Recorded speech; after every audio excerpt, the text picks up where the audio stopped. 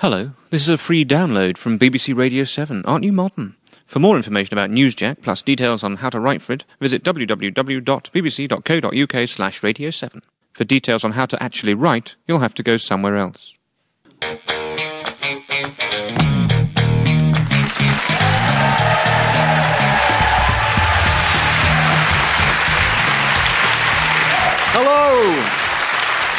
Hello and welcome to Newsjack, BBC Radio 7's topical comedy show that takes a fun and satirical look at all the week's events, apart from, well, you know, that one. It has been a miserable week. In fact, finding the good news in the papers was so difficult, we nearly prepared 30 minutes of jokes about crosswords, sudokus, and what Fred Bassett has been up to. But here at Newsjack, we stuck to the old adage, what would Sandy Toksvig do?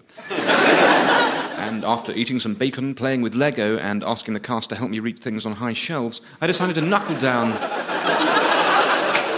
and get on with the job. So in crossword news, this week Stephen Fry has admitted that in his younger days he would take cocaine and do difficult crosswords. I'd imagine that answering the across questions would be straightforward enough, but after a while, you have to come down.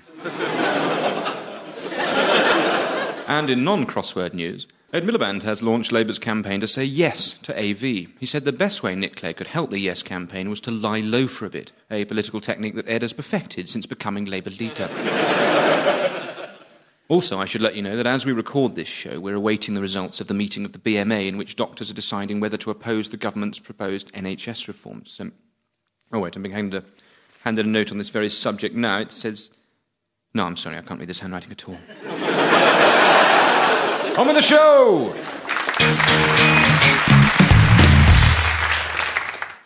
Well, it's the last show of the series, which means I've got some time off, and this time I'm determined not to waste it just updating the Wikipedia page for Mike Gatting.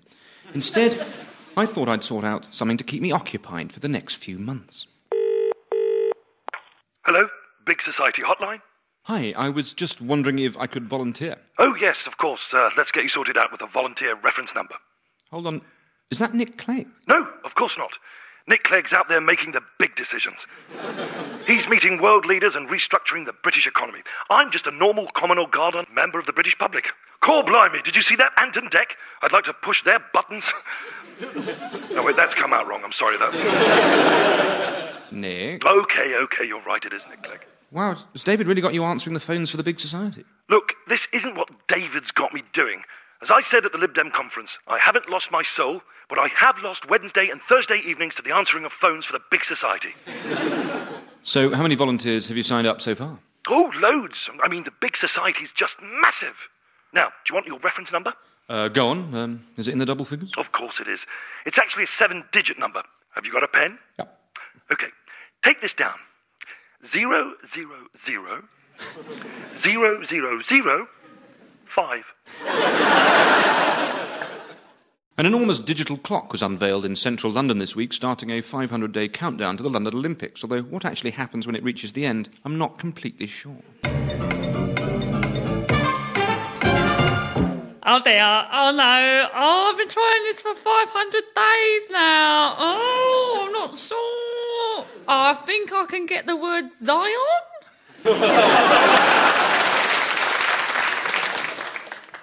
Mummy, Daddy, I'm confused. All the boys and girls at school say that Will Hutton is spearheading the drive to cut public sector pay, but I thought it was John Hutton.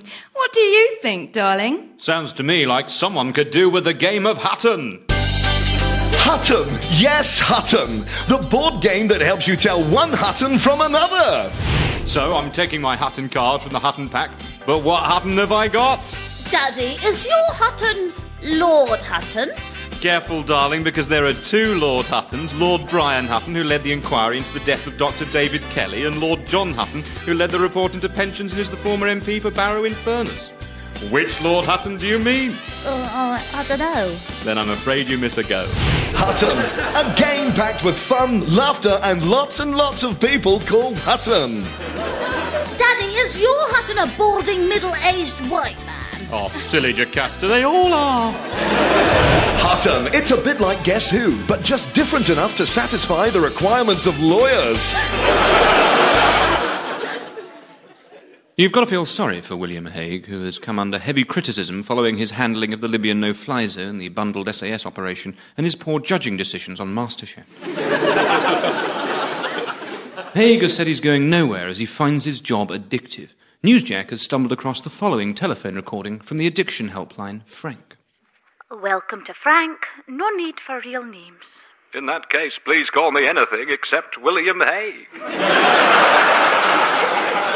Of course. Now, how can I help you, not William Hague? I'm afraid it's politics. I've tried to quit, but I can't. I've come to the conclusion that I am a Toryholic. Oh. And how long have you been doing it?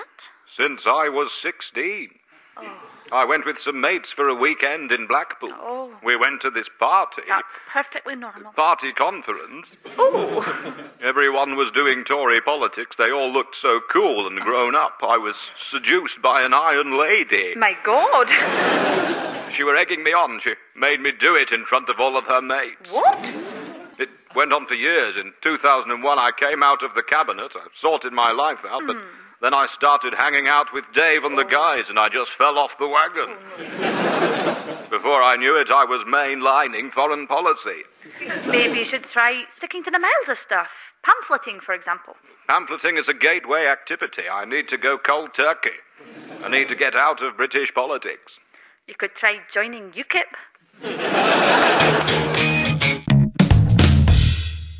The producer of Midsummer Murders has caused outrage by claiming that he deliberately avoided using black or Asian characters in the show as it wouldn't be an English village with them. He described the show as the last bastion of Englishness, which is, of course, nonsense. We all know that title will forever belong to Rosemary and Thyme. At Newsjack, we've been given a sneak preview of the new hyper-real Midsummer Murders that is said to be more realistic than ever before. Inspector Barnaby! Inspector, stop! My God, Ethel, what is it? A murder, at last? Something to get my teeth stuck into? Murder? Oh, no, Inspector, not murders. That would be a bit unrealistic. I just wanted to see if you're attending the village fete this afternoon. Yes, I'll be there. You never know. There might be a murderer there. I'd best get down there right away. It doesn't sound very likely, Inspector. I suspect we'll all just have a lovely day and then go home. The home where most murders occur. What would happen if you... Now, Inspector, this is all a bit far-fetched. This isn't Compton, you know. And there'll be more Midsummer Murders next week when DCI Barnaby goes for a lovely pub lunch and takes his dogs for a walk. Last week saw the retirement of NASA's Discovery space shuttle. You have to admire the optimistic naming of these American shuttles, especially when compared to Britain's spacecraft. Say what you like about Beagle 2, but by naming it after a fat, flatulent mutt that tries hard but ultimately fails, they certainly can't be done by trading standards. But with the recent government spending review, how will the British space programme cope? Well, I'm pleased to welcome from the British space programme, Small Clanger. Welcome. No, the pleasure is all ours. What is the size of the budget cut facing your department? Gosh, that much. I had no idea the price of milk bottle tops and pink wool was so affected by the oil spill. And what does the soup dragon say about this? No. Why did he leave you?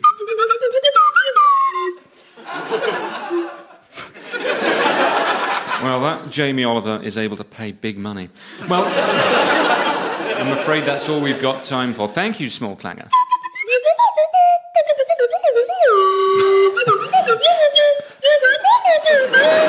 Oh, careful now, careful. We're not actually allowed to say that about Fred Goodwin. Now, I haven't read the Hutton Report. I'll be honest, I'm waiting for the film.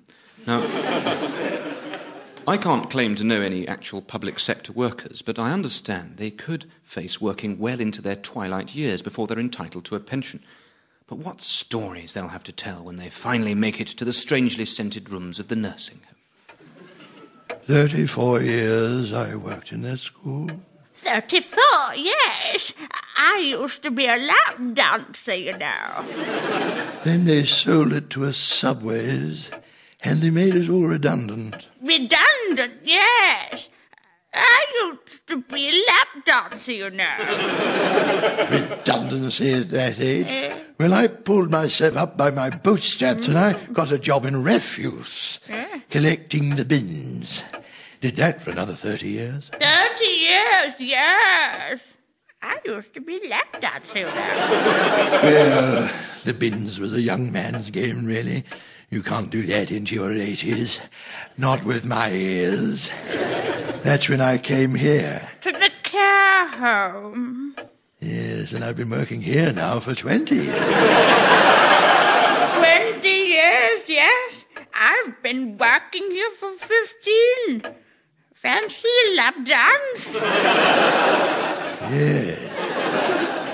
The general public's opinions are like Björk, frequently baffling and coming from a cold, dark place. Either way, here on Newsjack, we're always keen to hear what you have to say. That's why we've got the Jack app. The Jack app. Please leave your message after the tone. Nick Clegg has given his assurances that the NHS will not be privatised.